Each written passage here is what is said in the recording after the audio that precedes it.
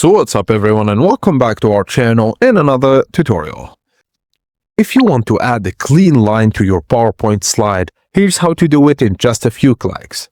So firstly, go to Insert, then Shapes. Under Lines, choose Line Tool.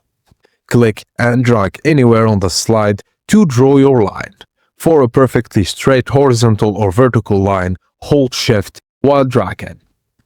Now select the line and go to Shape Format. You can change the color, thickness, style, and dash type. You can also add arrows to either end of the line. Now, you can add and customize lines in PowerPoint to organize and highlight your content easily. And that's it guys, as simple as that. Thank you for watching, and please don't forget to like the video and subscribe to our channel if it helped you out, and I will see you on the next video.